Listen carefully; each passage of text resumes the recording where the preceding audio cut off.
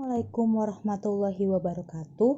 Perkenalkan, saya Dinar Azani Rahma, mahasiswa dari Fakultas Ilmu dan Pendidikan Prodi Sejarah UHAMKA, akan memperkenalkan tentang sejarah pada masa terjadinya peranan taman siswa di dalam perkembangan pendidikan di Yogyakarta.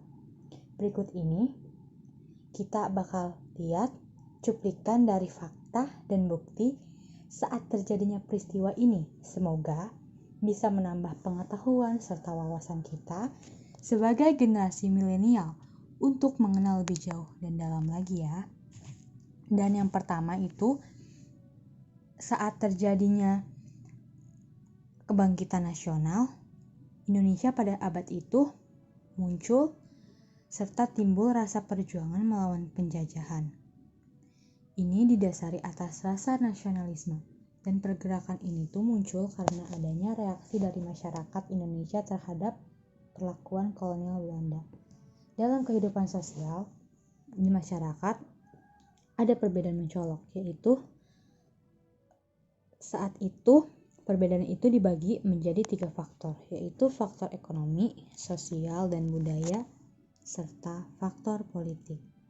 Dan di dalam hal pendidikan, rakyat Indonesia tidak mendapat pengajaran yang sesuai, paling tidak sama dengan pengajaran yang diterima oleh Belanda. Apalagi rakyat Indonesia yang kelas ekonominya ke bawah sangat tidak diperhatikan. Dan disinilah pendidikan di Indonesia umumnya, di Yogyakarta khususnya, mulai membaik dengan didirikannya Taman Siswa. Sejarah Taman Siswa adalah sejarah kebangsaan Indonesia. Taman Siswa adalah gerakan di dalam bidang pendidikan dan dipelopori oleh Bapak Penggerak Pendidikan Indonesia, yaitu Bapak Ki Hajar Dewantara. Taman Siswa ini bersikap sangat non-kooperatif terhadap pemerintah Belanda.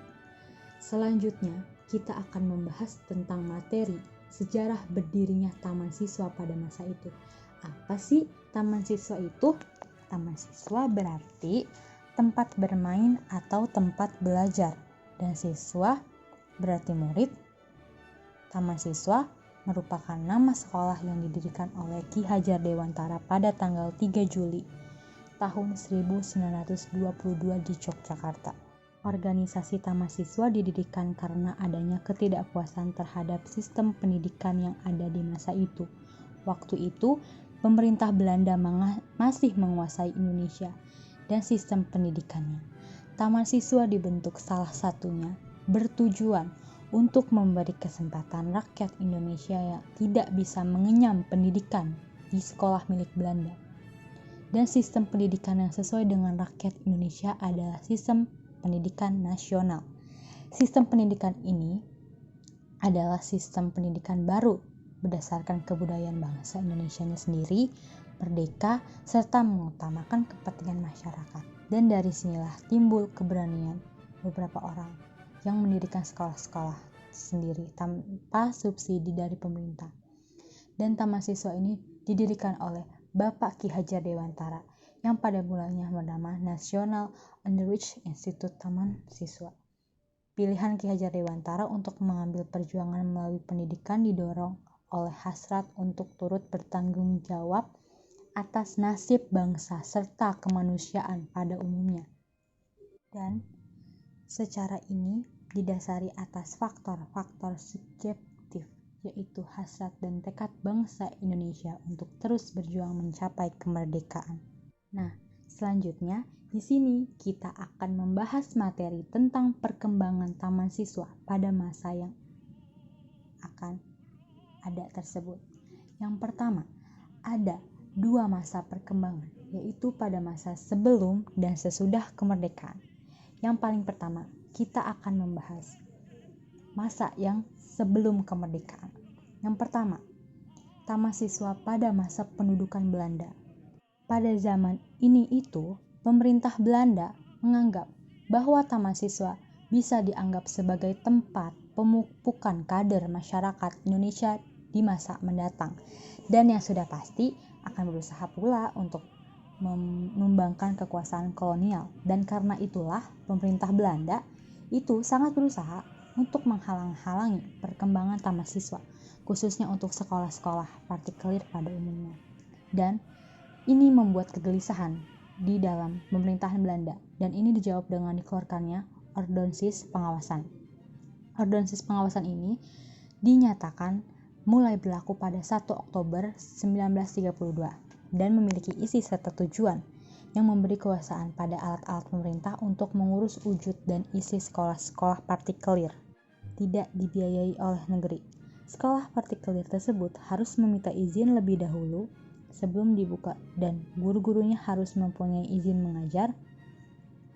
Dan pemerintah saat itu mengirimkan maklumat melalui telegram kepada Gubernur Jenderal di Bogor pada tanggal 1 Oktober 1932, yaitu Ki Hajar Dewantara yang mengirimkan maklumat tersebut.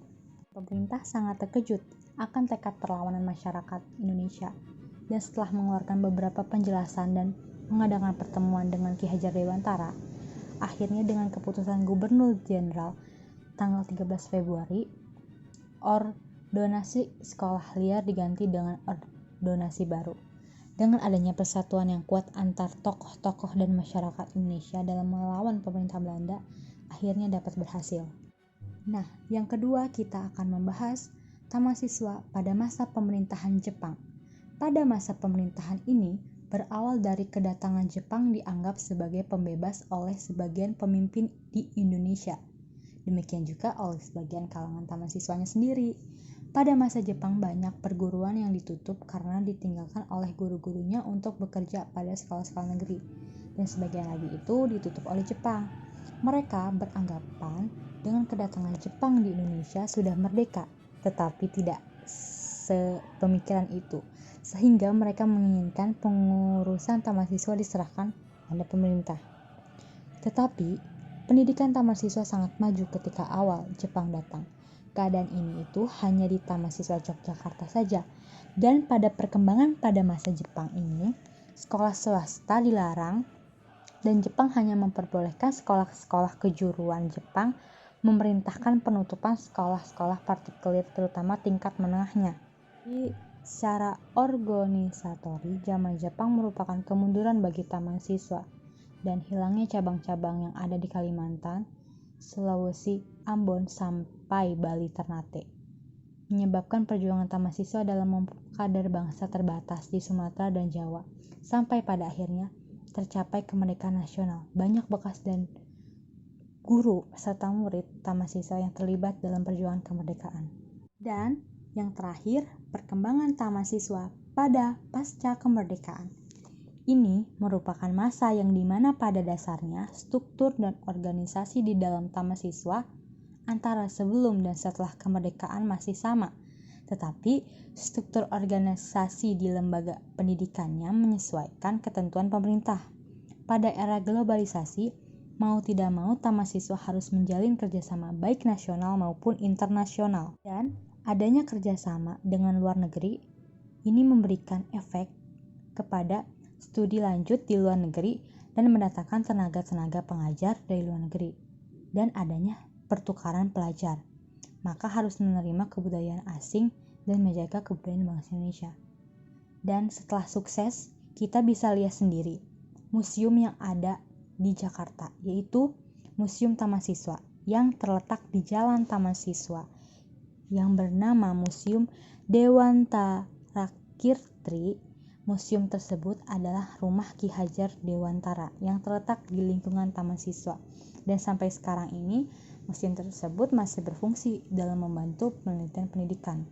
Dan untuk menunjang pendidikan yang lebih tinggi, didirikanlah perguruan tinggi taman siswa yang diberi nama Universitas Sarjana Wiyata Taman Siswa yang didirikan pada tahun 1955 oleh Asrama Rini yang dulu digunakan sebagai asrama putri sebagai mahasiswa UST pada masa sekarang. Taman siswa masih eksis sampai sekarang. Dan dari beberapa materi yang sudah dijelaskan, apa kita sebagai generasi milenial dapat mengambil pelajaran yang bisa kita terapkan di dalam realitas kehidupan saat ini? Ini dia jawabannya. Suatu hal yang dapat kita pelajari sebagai generasi milenial adalah kita jangan menganggap remeh tentang pentingnya pendidikan bagi diri kita, karena saat ini kita semua sudah tidak lagi kesulitan untuk melaksanakan kegiatan pendidikan. Jadi, jangan sia-siakan ya suatu hal yang telah diperjuangkan oleh pahlawan kita terlebih dahulu, dan kita harus menghargai para pahlawan terdahulu. Yang kedua, setelah kehidupan saat ini, apakah alangkah baiknya kita rancang dan bisa diterapkan di dalam kehidupan yang akan datang untuk masa depan? Ini dia jawabannya. Tentu bisa, karena dengan adanya pendidikan, membuat kita di masa yang akan datang menjadi siap untuk beradaptasi. Pendidikan mengajarkan kita untuk menyikapi masa dengan bijak dan mengajarkan kita untuk tetap menjadi manusia yang berbudi. Maka dari itu, pendidikan memiliki efek jangka panjang dalam kehidupan kita. Jadi, jangan meremehkan pendidikan ya di dalam kehidupan kita. Nah, begitulah sejarahnya dan kisah Indonesia pada masa peranan Tamasiswa dalam perkembangan pendidikan di Yogyakarta. Semoga dengan adanya ini, kita para generasi penerus bangsa lebih bisa mengenal dan tidak melupakan sejarah bangsanya sendiri. Ya, jadi kita harus bangga akan perjuangan para pahlawan, khususnya kepada Bapak Ki Hajar Dewantara yang sudah memperjuangkan hak di dalam pendidikan ya teman-teman.